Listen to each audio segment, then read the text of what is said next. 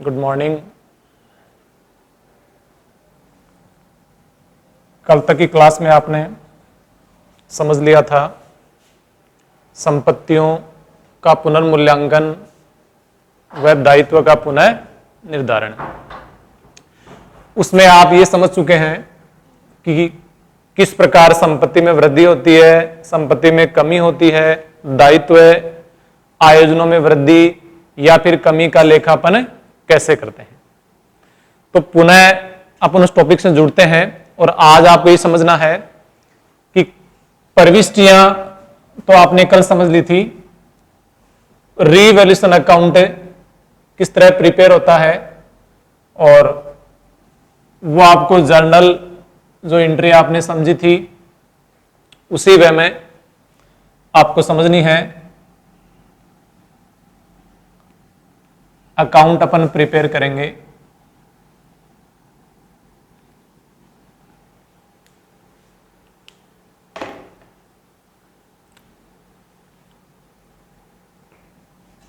Revaluation account,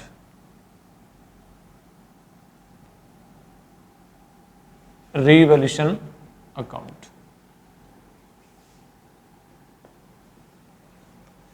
जब पुनर्मूल्यांकन खाता अपन बनाते हैं तो इसका प्रारूप अपन ले रहे हैं। कल जो आपने प्रश्न समझी थी कब डीआर में लेखा होगा, कब सीआर में लेखा होगा, तो कल मैंने आपको पुनर्मूल्यांकन से संबंधित 8 परीक्षाएं करवाई थी, 7 या 8 परीक्षाएं करवाई थी।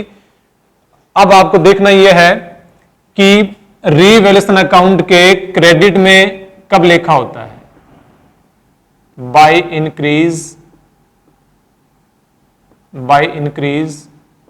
इन value of assets, increase in value of assets. जब संपत्तियां हैं उनकी वैल्यू बढ़ती है तो आपको हमेशा लेखा करना है क्रेडिट साइड में by increase in value of assets. ऐसे ही लायबिलिटीज जो है, लायबिलिटीज में कमी होना वो इधर आएगा by decrease in value of liabilities and provision, liabilities and provision. तो दायित्व या कोई आयोजन है उनके मूल्य में जब कमी होती है तब आपको लेखा क्रेडिट साइड में करना है। ये कल आपने अच्छे से समझ लिया था। उसके बाद यदि कोई अनरिकॉर्डेड असेट्स है उसका लेखा यहां करेंगे बाय अनरिकॉर्डेड असेट्स। कोई अनरिकॉर्डेड असेट्स आ रही है तो उसका लेखापन सीआर में करेंगे। 3 प्रविष्टियां डेबिट में पोस्टिंग हो जाएगी by decrease in value of assets. अगर संपत्तियों के मूल्य में कमी आती है उसका लेखा आपको डीआर में करना है। ऐसे ही to increase in value of liabilities and provision. अगर दायित्व या आयोजन बढ़ते हैं, उनकी वैल्यू बढ़ती है तो डेबिट साइड में लेखा होगा। ऐसे ही कोई अनरिकॉर्डेड लायबिलिटीज है तो अनरिकॉर्डेड लायबिलिटीज उसका लेखा भी आपको इधर करना है, अनरिकॉर्डेड लायबिलिटीज। फिर रीवैल्यूएशन अकाउंट का प्रॉफिट और लॉस आपको पता करना है। जब आप अकाउंट बनाएंगे आगे न्यूमेरिकल क्वेश्चनों में तब आपको यह समझना है कि इस खाते का क्रेडिट साइड ज्यादा है, इस खाते का क्रेडिट साइड ज्यादा होता है। ऐसी स्थिति में हमेशा लाभ होता है तो जो क्रेडिट का टोटल है वो ज्यादा होता है, डेबिट साइड कम होती है। तो जो साइड कम होती है उधर लेखापन कर देंगे to profit on revaluation, to profit on revaluation,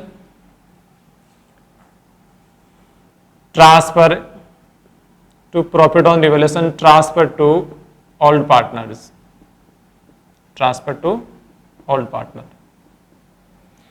यदि डेबिट साइड ज्यादा होती है और क्रेडिट साइड कम होती है, ऐसी स्थिति में लॉस हो गया तो लॉस को वहन कर लेंगे ओल्ड पार्टनर्स। तो साइड क्रेडिट साइड में लिखा होगा क्योंकि डीआर ज्यादा है और सीआर कम है, ऐसी स्थिति में लॉस होता है तो लॉस का लेखा अपन ऐसे कर देंगे by loss on revaluation transfer to old partners capital account, transfer to old partners capital account. तो ये था रीवैल्यूएशन अकाउंट। इसकी प्रविष्टियां कल आपने समझ ली थी। आज अपन ने इसका जो प्रारूप है प्रविष्टि के अनुसार वो अपने प्रारूप समझ लिया। अब अपन इस टॉपिक को अच्छे से क्लियर करने के लिए और समझने के लिए कुछ एग्जाम्पल लेते हैं जिसके जरिए पूरी स्थिति का बायोमेप है वो आपके सामने आ जाएगा। तो देखिएगा,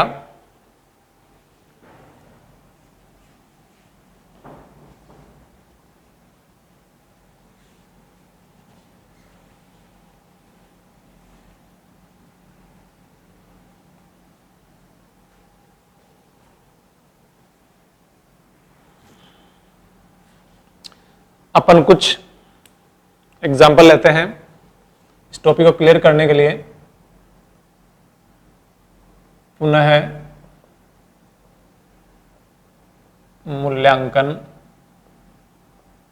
मूल्यांकन खाता, इसे बोलते हैं रीवैल्यूएशन अकाउंट। रीवैल्यूएशन अकाउंट आपको समझना है।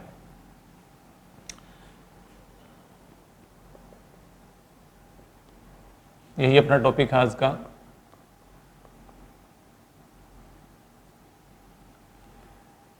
तो एग्जाम्पल के जरिए जैसे आपको प्रश्न में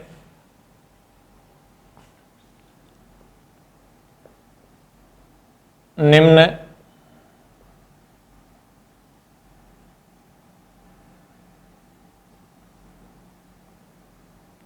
सूचनाओं से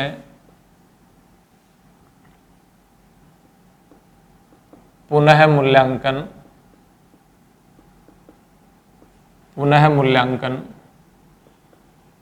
खाता बनाइए। निम्न सूचनाओं से पुनः मूल्यांकन खाता बनाइए। सूचनाओं में आपको इतना तो क्लियर है कि बैलेंस शीट आपको दी जाएगी, उस बैलेंस शीट में लायबिलिटीज का रिकॉर्ड भी रहेगा और उसमें एसेट्स का रिकॉर्ड भी रहेगा।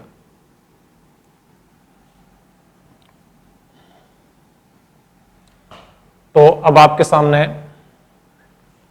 ये बैलेंस शीट है। बैलेंस शीट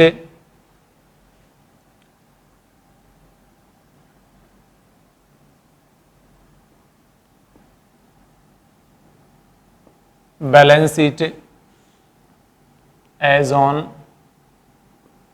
31/3/2020 की बैलेंस शीट है। इस बैलेंस शीट में जो सूचनाएं आपको दी जाएगी ये लायबिलिटी साइड है और ये asset side.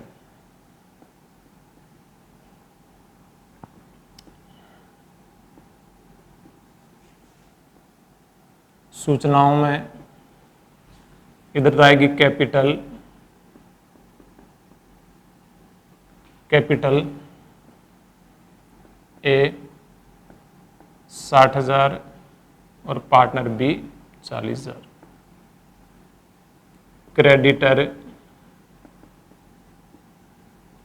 Creditor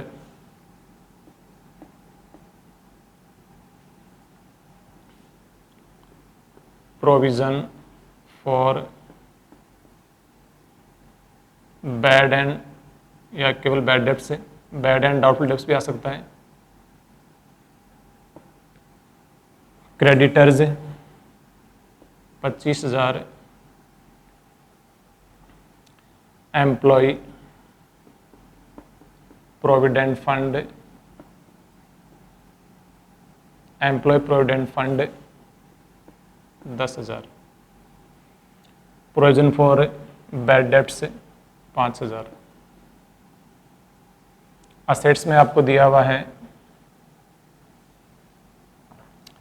plant and machine,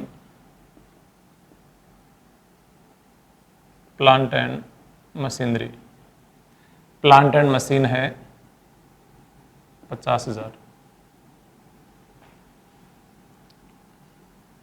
furniture, furniture आपको दिया हुआ है 12,000।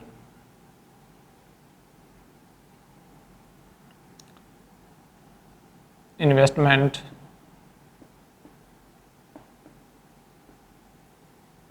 इन्वेस्टमेंट 28,000।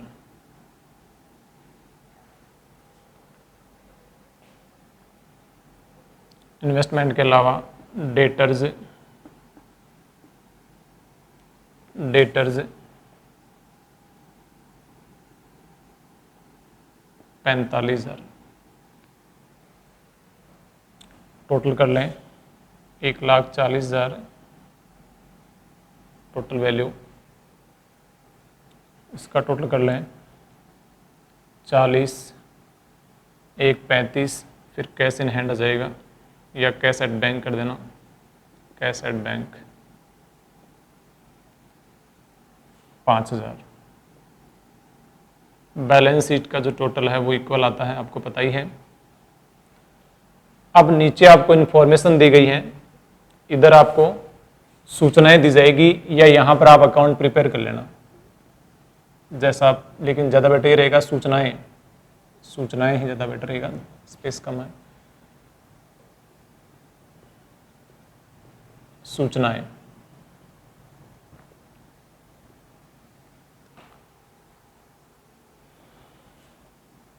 प्लांट, प्लांट व मशीन, प्लांट व मशीन पर 10% हास अपलिखित कीजिए, हास अपलिखित कीजिए। दूसरा समय जनाब की सूचना में आएगा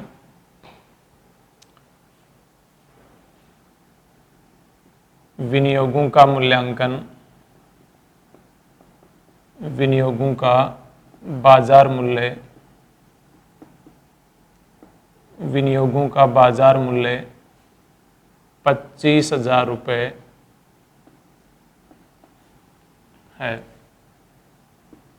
विनियोगों का बाजार मूल्य 25,000 रुपये है।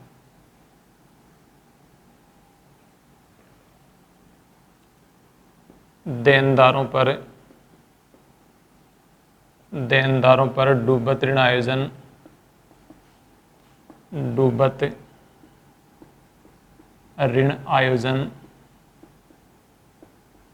देनदारों पर डूबत ऋण आयोजन 10% तक रखा जाएगा।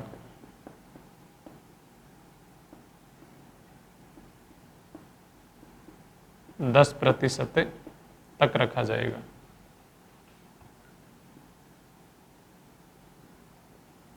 भविष्य, भविष्य निधि में, भविष्य निधि में 1,000 रुपये से वृद्धि की जाए। भविष्य निधि में 1,000 रुपये से वृद्धि की जाए।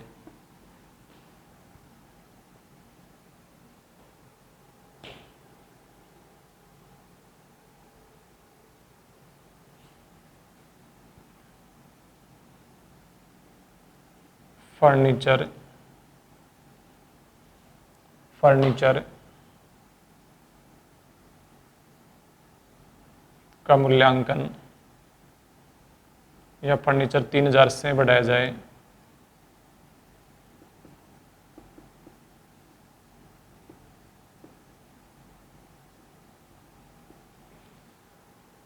तो ये विभिन्न परिस्थितियां हैं आपके सामने। ये प्रश्न है कि निम्न सूचनाओं से आपको पुनः मूल्यांकन खाता ज्ञात करना है। बैलेंस शीट आपको प्रश्न में दी भी रहेगी या इनकी मदें आपको दी भी रहेगी। सूचनाएं आपके सामने हैं। इन सूचनाओं को ध्यान में रखते हुए आपको अकाउंट प्रिपेयर करना है। रीवैल्यूएशन अकाउंट, रीवैल्यूएशन अकाउंट आपको समझना है इन सूचनाओं के जरिए।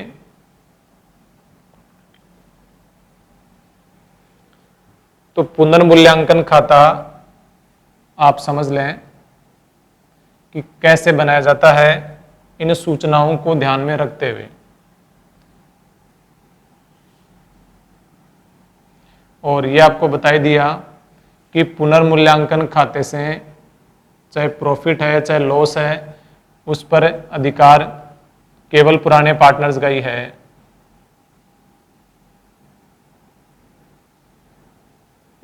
रीवैल्यूएशन अकाउंट अपन प्रिपेयर कर रहे हैं। देखें, सबसे पहले ये बैलेंस शीट आपके सामने, चिट्ठी का टोटल 1,40,000 है। सूचना पढ़ लें। प्लांट व मशीन पर 10% ह्रास अपलिखित कीजिए। तो प्लांट व मशीन पर 10% डेप्रिसिएशन, तो डेप्रिसिएशन चार्ज करना है। सीधी सी बात है, उस संपत्ति की वैल्यू कम होना, तो इसलिए संपत्ति की वैल्यू कम होती है। तो अभी मैंने आपको प्रारूप में समझाया था, decrease in value of assets DR side में आएगी, रीवैल्यूएशन के डेबिट साइड में। और जो संपत्ति जितनी कम हो रही है उसका नाम आ जाएगा to plant and machinery, to plant and machinery. तो प्लांट एंड मशीनरी 10% है, तो आप देख सकते हैं 50,000 की है, इसका 10% निकाल लो आप 5,000। उसके अलावा विनियोगों का बाजार मूल्य 25,000 रुपये है। तो आप देख सकते हैं कि विनियोग इन्वेस्टमेंट पहले कितने के हैं, 28,000 के हैं। पहले से 28,000 के हैं।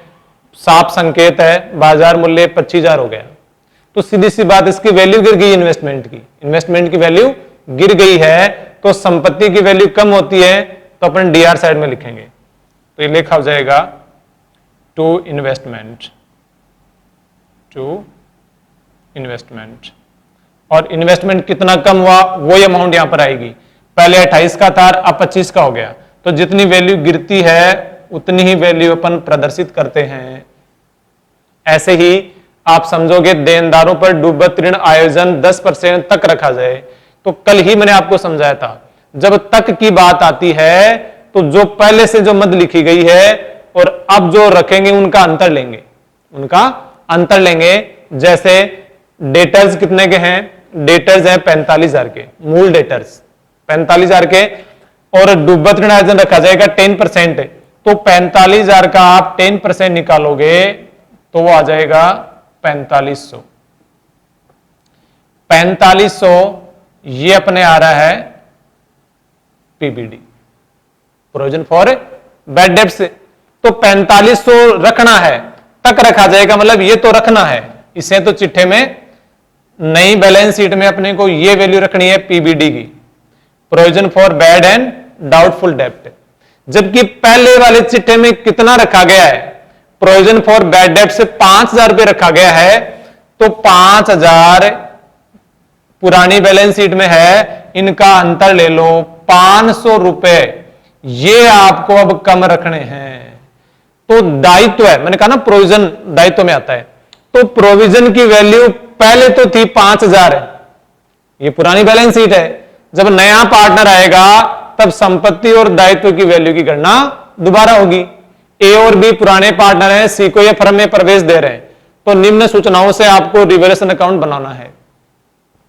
तो यहां आप देख पा रहे हैं कि पीवीडी नई तो निकल के आई है, रखनी है 10% है, तो 4500 रखनी है। पहले वाली रखी हुई है 5,000।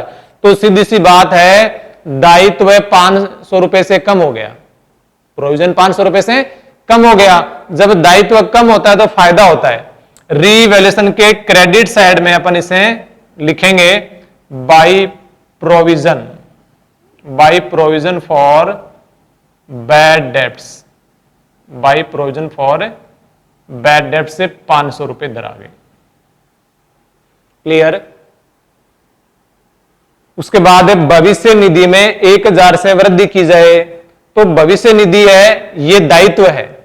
प्रोविडेंट एम्प्लॉय प्रोविडेंट फंड आ गया, तो कर्मचारियों के लिए ये भविष्य निधि है, तो भविष्य निधि में बढ़ाया जाए 1000 है, तो दायित्व बढ़ गया, और जब दायित्व बढ़ता है तो डेबिट साइड में, तो डेबिट साइड में to employ provident fund, employ provident fund, ये अपने बढ़ा दिया जी 1000 रुपए।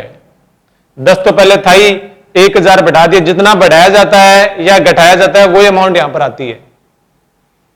उसके बाद फर्नीचर 3000 से बढ़ाया जाए, तो फर्नीचर 3000 से बढ़ाया जाए। पहले से फर्नीचर कितना है 12000, और अब 3000 बढ़ा देंगे तो नई बैलेंस शीट में जो फर्नीचर है वो कितना हो जाएगा 15000 हो जाएगा। कितना हो जाएगा 15000। इसलिए आप वैल्यू बढ़ा कितने रहे हो, मैंने कहा था कल आपको से लिखा हुआ होता है तो वही अमाउंट आती है 3000 से बढ़ाया जाए। संपत्ति बढ़ रही है, जब संपत्ति बढ़ती है क्रेडिट साइड में बाई फर्नीचर, जो प्रॉपर्टी बढ़ रही है उस प्रॉपर्टी का नाम आ जाएगा 3000। सारी मदों का आपने लेखा कर दिया है। अब आपको समझना है कि रिवैल्यूएशन अकाउंट में डेबिट साइड ज्यादा है या फिर क्रेडिट साइड। तो आप देख पा रहे हैं 9000 तो है डेबिट साइड, 3500 है क्रेडिट साइड। तो यहां लॉस हो गया, और जब लॉस होता है तो मैंने आपको समझाया था पुराने पार्टनर्स हानि को वहन कर लेंगे। अपन ने टोटल किया तो डीआर साइड का टोटल हुआ 9000, डीआर साइड का टोटल 9000 है। इसमें से आप 3500 कम कर दें तो आ जाएगा बाई लॉस। ये रीवैल्यूएशन लॉस है, तो अपन बांट देंगे ओल्ड पार्टनर्स में एज कैपिटल अकाउंट और बीस कैपिटल अकाउंट, इनके पूंजी खातों में रख देंगे।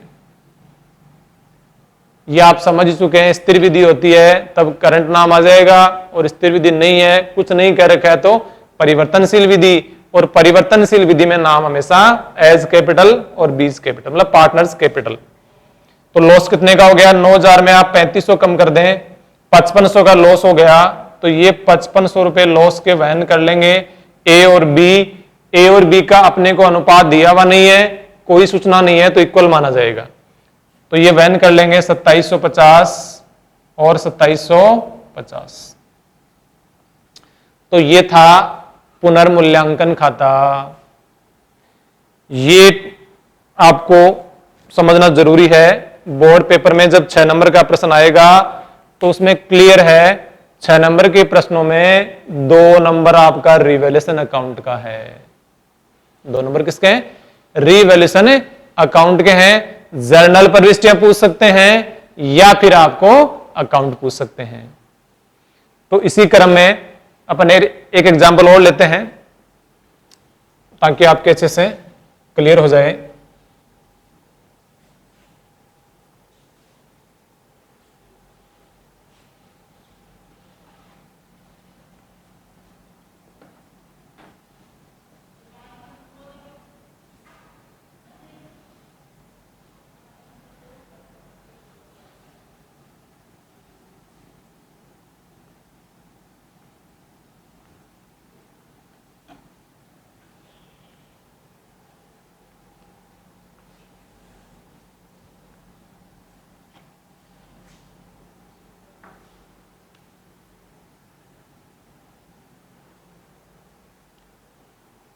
ध्यान दे बाल को। पहला एग्जाम्पल आपने समझ लिया। दूसरा एग्जाम्पल अपन ले रहे हैं कि एक फर्म में एक्स व वाई 3:2 में लाभ हानि बांट रहे हैं। इन्होंने जेड को फर्म में 1/5 हिस्से के लिए प्रवेश दिया। उसी दिन संपत्ति और दायित्व का पुनः मूल्यांकन इस प्रकार किया गया। यह आपके सामने बैलेंस शीट दी हुई है। भूमि व भवन 10% कम मूल्यांकित हैं। फर्नीचर को 15,000 तक बढ़ाना है, देनदारों पर आयोजन 6% रखा जाए, 2500 रुपए के लेनदार जिसे पुस्तकों में दर्ज नहीं किया गया, देनदारों पर बट्टे के लिए आयोजन 5% रखा जाए। तो ये आपके सामने 5 सूचनाएं हैं और ये पुरानी बैलेंस शीट है। अब आपको पुनर्मूल्यांकन खाता बनाना है। निम्न सूचनाओं से क्या बनाना है? पुनर्मूल्यांकन खाता बनाइए। तो सूचना आपको दे दी जाएगी। इन सूचनाओं से, या यहां लिख ले, इन सूचनाओं से पुनर्मूल्यांकन, इन सूचनाओं से पुनर्मूल्यांकन खाता बनाइए। पुनर्मूल्यांकन खाता बनाइए। अच्छे से आप समझ लें।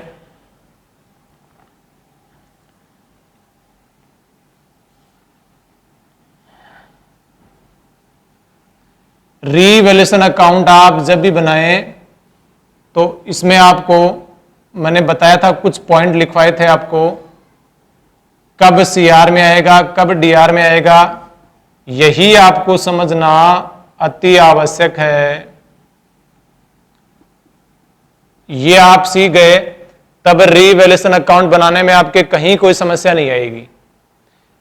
आप जब खाता बनाते हैं इन सूचनाओं को ध्यान में रखते हुए, जैसे भूमि व भवन 10% कम मूल्यांकित हैं, तो ये टॉपिक मैंने आपको समझाया था जनरल पृष्ठों के बाद में कि कम मूल्यांकित या अधिक मूल्यांकित होता है तब कैसे लेखा करते हैं। तब आपके सामने है लैंड एंड बिल्डिंग 36,000 दर्शाई हुई है। पर्सन ये कह रहा है कि लैंड एंड बिल्डिंग 10% कम मूल्यांकित है, पहले से कम लिखा हुआ है, पहले से कम लिखा हुआ है। तो अब अपन बढ़ा के लिखेंगे, सीधी सी बात है, बढ़ा के लिखेंगे।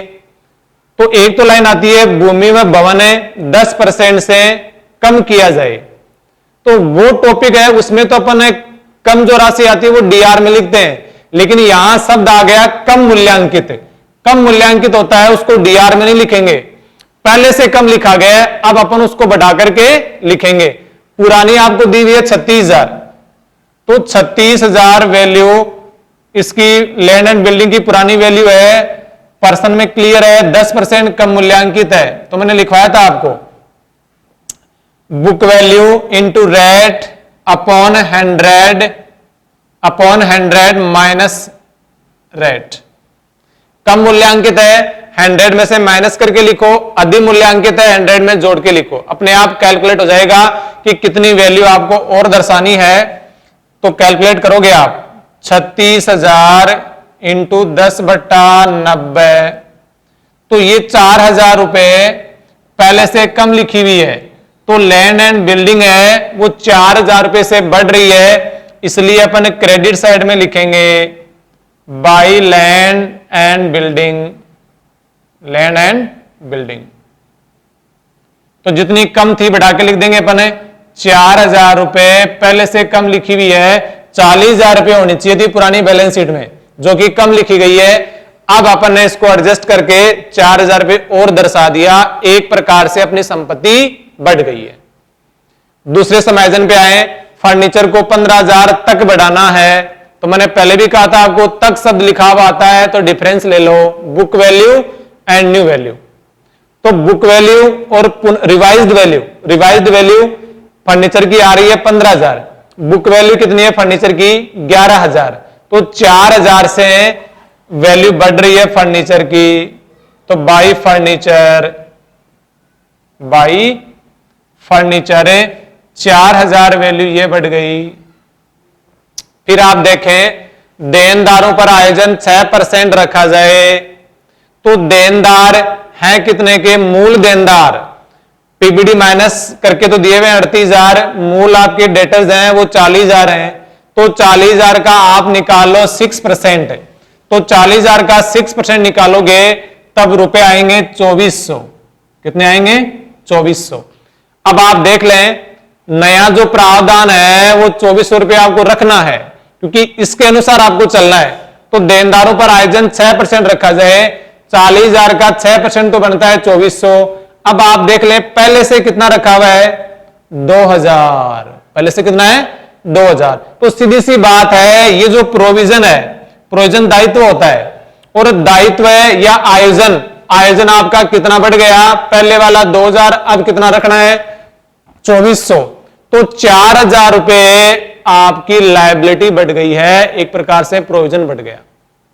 तो प्रोविजन की वैल्यू बढ़ गई है, तो डेबिट साइड में लिखें increase in value of liabilities and provision, DR में आता है हमेशा बाय पीबीडी, बाय पीबीडी 400 रुपए इसकी वैल्यू बढ़ गई है। फिर आओ 2500 रुपए के एक लेनदार जिसे पुस्तकों में दर्ज नहीं किया गया, तो ये भी आपका दायित्व बढ़ रहा है।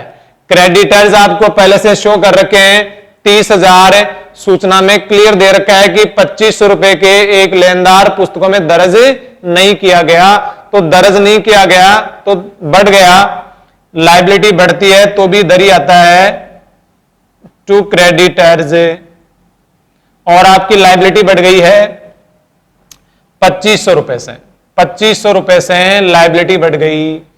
क्रेडिटर बढ़ते ही रीवैल्यूएशन अकाउंट के डेबिट में आ जाएगा क्योंकि लायबिलिटी इंक्रीज हो रही है। फिर आए देनदारों पर बट्टे के लिए आयोजन 5% रखा जाए। अब देनदारों पर बट्टे के लिए आयोजन, तो ये क्या है, साझेदारी फर्में जो होती हैं वो बट्टे के लिए जो आयोजन है, साझेदारी फर्में होती हैं अपने ग्राहकों को उधार सुविधा देती हैं, उन्हीं को अपन डेटर्स बोलते हैं, उनसे पैसा वसूल होना बाकी रहता है, तो उनसे वसूली करनी है। तो शीघ्र वसूली करने के लिए 11th क्लास में आप पढ़ चुके हैं, शीघ्र वसूली करने के लिए उन्हें लालच दिया जाता है डिस्काउंट का, ताकि फर्म के पास अपनी जो बकाया है उसकी वसूली आसानी से हो सके। तो उसके लिए मूल देनदार जो प्रोविजन आपने बना लिया है वो गठाने के बाद जो शुद्ध देनदार बचते हैं उन्हीं का डिस्काउंट वाला प्रोविजन निकाला जाता है। तो आप देखेंगे कि मूल देनदार 40,000 के थे, अब जो नया प्रावधान वो 2400 था, तो 40,000 में से 2400 रुपए आप माइनस करके लिखें, शुद्ध देनदार 37,400 के। अब 37,400 का आपको प्रावधान कितना बनाना है 5%। तो ये विषय ध्यान रखेंगे आप, जब भी बट्टे के लिए आयोजन आपको बनाना है तो शुद्ध देनदारों का बनेगा, यदि पीबीडी पहले से है, पीडीडी या PBD, provision for bad debts या प्रोविजन फॉर डाउटफुल डेब्ट, तो वो आपको पहले माइनस करें, पुराना वाला माइनस नहीं, नया कितना रखना है, चाहे कम है चाहे ज्यादा है वही माइनस करें। शुद्ध देनदार आपके आगे 37,400, इसका आप निकाल लोगे 5%, तो इसका 5% निकाल लो तो ये हो जाएगा 1880।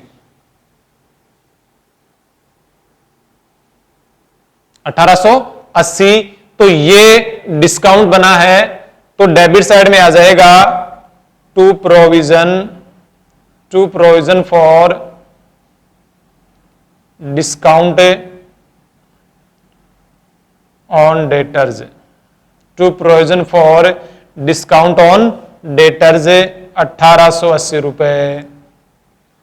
फिर आगे चलेंगे, देनदारों पर ये हो चुका है। बस आपके सामने 5 सूचनाएं थी, इन 5 सूचनाओं से अब आपको देखना है कि फर्म में प्रॉफिट हो रहा है या फिर फर्म में लॉस हो रहा है। प्रॉफिट और लॉस का पता लगेगा, डेबिट साइड है उसका तो टोटल हो गया 4780, 4780 तो हो गया डेबिट साइड का टोटल, 4780 डीआर साइड का टोटल है, और इधर हो रहा है 8000, 8000 जो टोटल हो रहा है वो सीआर साइड का है, तो सीआर साइड का टोटल ज्यादा है, तो ज्यादा टोटल है तो प्रॉफिट हो गया 3220 रुपए का प्रॉफिट हो गया। और जब प्रॉफिट होता है तो अपन लेखा करते हैं जो साइड कम पड़ती है, क्योंकि डीआर साइड कम पड़ रही है, सीआर साइड ज्यादा है, तो प्रॉफिट अपने को हो गया है 3220 रुपए का। पुराना अनुपात 3:2 दिया हुआ है, तो प्रॉफिट को बांटते हैं to partners capital account. Partners capital account है, सद आपको दिख नहीं रहा होगा, पार्टनर्स कैपिटल अकाउंट है।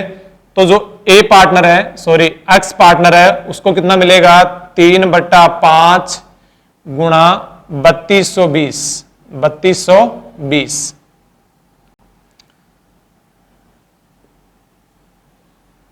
तो इसको मिल जाएगा प्रॉफिट है 1932 रुपए। तो प्रॉफिट कौन ले लेगा, एक्स के खाते में आ जाएंगे 1932 रुपए, और फिर वाई के खाते में आ जाएंगे। वाई कैसा निकाल लो, अनुपात 2/5 है, इसको वाई से कर लो कैलकुलेट। वाई का निकल जाएगा 2/5 गुणा 3220। कैलकुलेट आप करोगे तो वही 444, 2 से कर ले गुणा 1288, 1288। ऐसे करके 3220 का प्रॉफिट आपने डिस्ट्रीब्यूटेड कर दिया।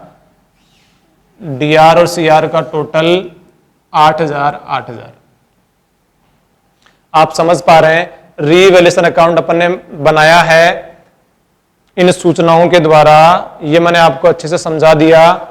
फिर सीआर और डीआर का जो साइड ज्यादा है, सीआर साइड 8000 है, डीआर साइड का टोटल हो रहा है 4780, अपन ने माइनस कर दिया, तो सीआर ज्यादा का मतलब ये प्रॉफिट है। ये क्या है, प्रॉफिट है। और प्रॉफिट को अपन डीआर साइड में लिख देंगे टू पार्टनर्स कैपिटल एक्स और वाई, पुराना लाभ यानी अनुपात है, उसमें 3220 रुपए को बांट के लिखेंगे।